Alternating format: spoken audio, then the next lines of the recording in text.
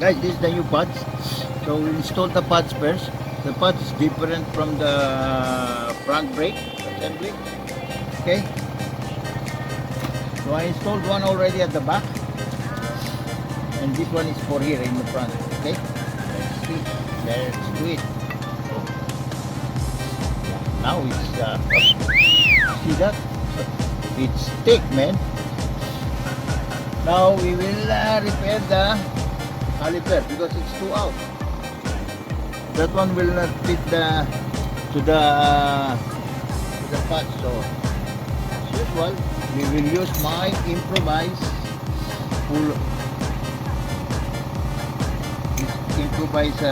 device I made when I was still young. No, not really young. I'm just crazy saying young. Okay guys, look how it works.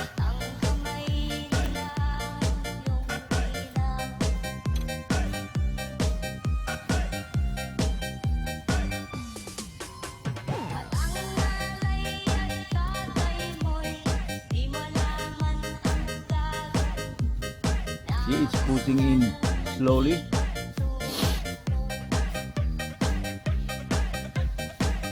And I told you, you have to watch the brake fluid inside.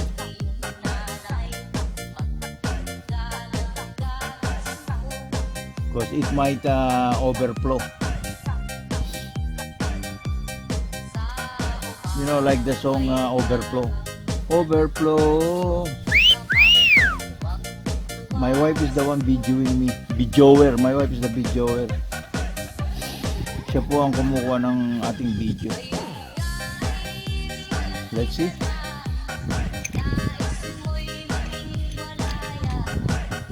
Wow. I think that's good enough. Unlike before, it's too out. Like, let's see if it will fit. Yeah, see, it fits. It fits just right. Now, we have to put the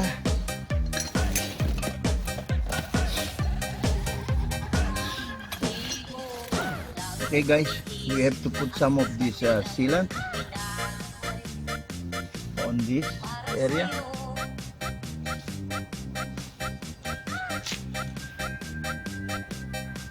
Hold on a second. I will take out my gloves so I can do it right.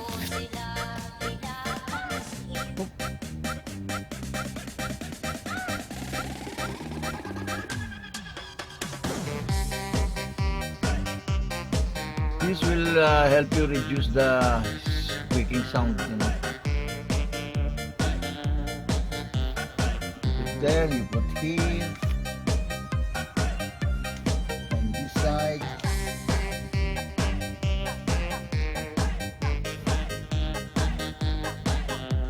Okay.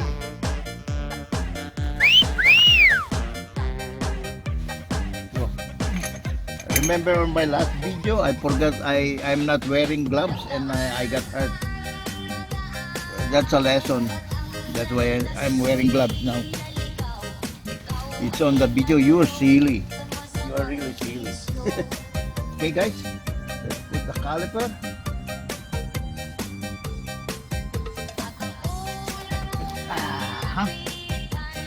That's right. Oopsie, dumpy. Wow. See? Then there's the book.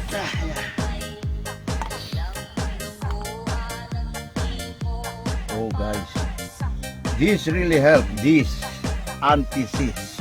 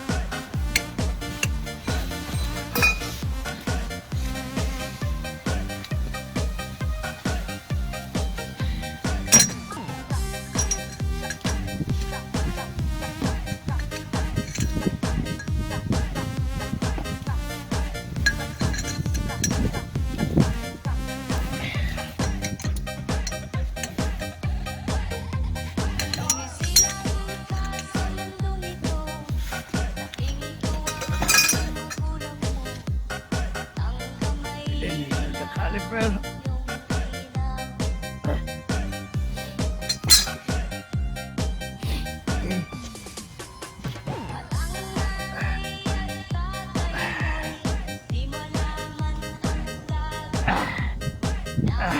Okay. Now we use the caliper. That's why I just okay, now this is nice. It's done. Now we have to put back everything, and we have a good holiday.